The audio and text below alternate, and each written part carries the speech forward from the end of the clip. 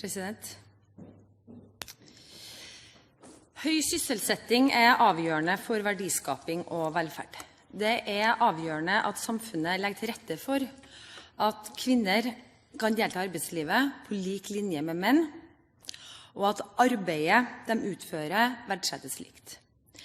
Det lønnsforskjeller mellom sektorer, og det særlig offentlig sektor som skiller seg ut.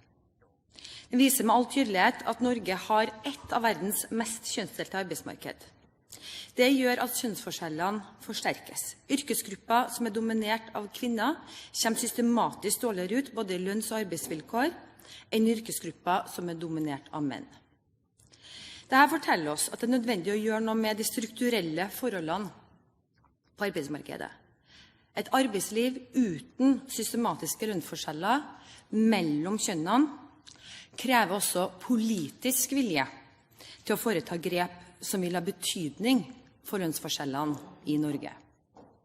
Dessverre så ser vi ingen vilje i så måte i denne stortingsmeldingen. Denne regjeringen har trukket frem kampen for likelønn som en av de viktigste sakene på likestillingsfeltet. Og da det heller ikke rart at det mange forventninger der ute når en sånn melding legges frem. Det få tiltak som fremmes. Man viser også til at man vil komme tilbake til noen av de tiltakene som kanskje vil ha noe effekt. Og det litt betegnende også, at talspersonene for de rødgrønne partiene benytter muligheten her på denne talerstol til å gå løs og kritisere høyresiden for deres merknader, i stedet for å snakke varmt om sine forslag og forsvare de tiltakene som regjeringen fremmer. Etter Høyres syn så mangler denne meldingen vesentlige elementer som vi mener viktige i en likelønnssammenheng. Eksempler på tiltak som vil kunne bidra til å endre sammenhenger knyttet til de strukturelle forholdene på arbeidsmarkedet fullstendig fraværende. Høyre ønsker et arbeidsliv som mer fleksibelt, mulighet til å starte egen virksomhet innenfor helse og omsorg. Vi ønsker mer entreprenørskap i utdanningen. Vi tror det vil ha mye å si også for kvinners lønn. Vi ønsker mer fokus på kvinner og ledelse. Vi ønsker mer fleksible turnusordninger og et mer fleksibelt arbeidsmarked. Dette en rekke faktorer som vil kunne ha betydning for økt likestilling på arbeidsmarkedet, og som dessverre ikke diskuteres i saken fra regjeringen. Høyre foreslår i denne saken en egen kompetansepott. Vi ønsker en kompetansepott for oppgjørene i offentlig sektor, en pott som skal være utenfor de ordinære rammene for lønnsoppgjøret. For utdanning skal lønne seg, og Høyre mener at kompetanse bør være en viktig faktor i lønnsdannelsen. Rekruttering til tradisjonelle lavtlønnsyrker i offentlig sektor en av hovedutfordringene i året fremover. Da må det være en målsetning at de mest motiverte og dedikerte ungdommene skal søke seg til de utdannelsene, og da må de også kunne forvente en lønn på nivå med det som tar like lang utdannelse i andre sektorer. Norge har relativt sett det laveste lønnsnivået av alle OECD-landene når det gjelder utdanningsgruppene i offentlig sektor. Derfor må disse gruppene få et lønnsløft, og det synd at ikke flere partier på Stortinget ønsker å støtte det forslaget.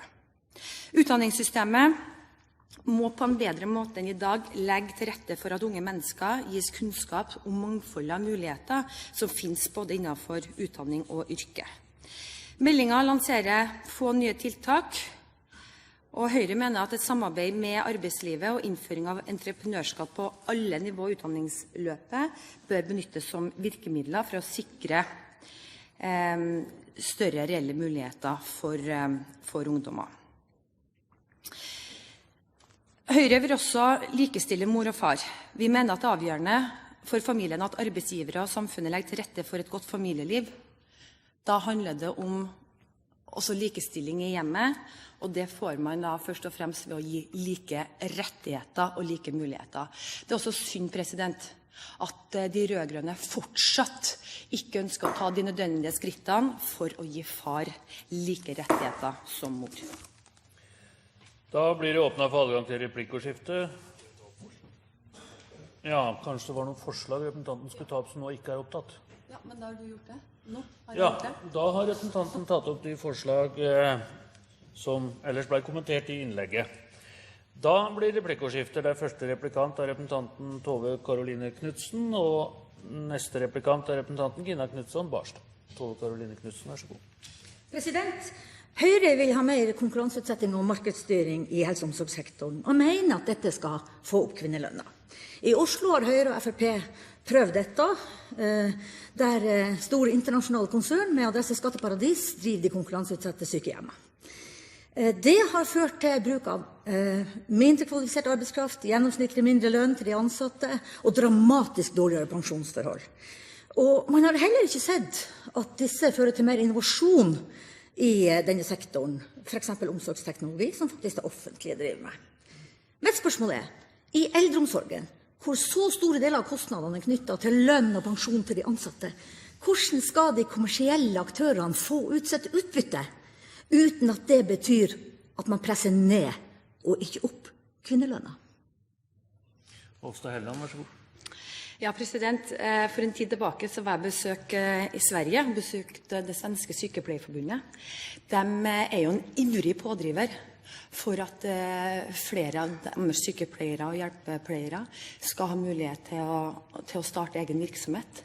Først og fremst fordi at det vil heve kvaliteten i tilbudet innenfor helse- og omsorgssektoren, men også fordi at kvinner da har mulighet til å starte egen virksomhet, som betyr da en konkurranse til det kommunale og offentlige. De kan tilby heltidsstillinger, de kan tilby høyere lønn, og vi ser jo at i Sverige så det utrolig mange små firmaer som nettopp tilbyr sånne tjenester, og vi ser at veldig mange av nettopp kvinner søker seg over til disse arbeidsgiverne fordi at de får bedre rettigheter enn de får innenfor det offentlige.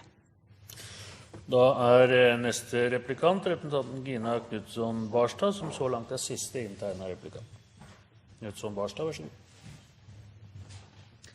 Opposisjonen synger en gammel sang når de klager over at vi bare omtaler deres politikk i våre innlegg, og ikke vår egen. Og da kan ikke hverken representanten Helleland eller representanten Horne lyttet veldig godt da jeg holdt mitt saksordførerinnlegg, der jeg snakket nesten utelukkende om det som forslagene våre i meldingen fra flertallet. Men det jeg skulle spørre representanten Helleland om, det omhandler innføringen av plikt for arbeidsgiver til å utarbeide lønnsstatistikk eller opplyse om lønn med mistanke om diskriminering. Dette jo forslag som Sveriges Moderaterna, Høyres søsterparti, har innført i Sverige, og som Høyres kvinnepolitiske leder Julie Wollberg har gått inn for og varslet støtte til tidligere. Hvorfor da Høyre snudd i Stortinget? Trenger ikke norske kvinner dette like mye som svenske kvinner, ifølge Høyre? Hofstad Helland, vær så god. Jo, men vi tror også at det andre tiltak som enda viktigere, og derfor så ser vi mye til våre venner i Sverige og hva de gjør, ikke minst hva det svenske sykepleierforbundet gjør i forhold til de svenske sykepleiere og svenske hjelpepleiere som jobber innenfor det offentlige. Og det derfor også vi fremmer nå de samme forslagene i den meldingen her, som vi skuffer over at de rødgrønne ikke støtter. Vi ser jo at det funker. Vi ser jo at mange av de svenske helse- og omsorgsarbeiderne får høyere lønn enn det de gjør i den kommunale og offentlige sektor. Vi ser også at mange flere får muligheten til å jobbe heltid. Og det tror vi skritt i riktig retning for å bedre mye av de utfordringene som denne sektoren står overfor.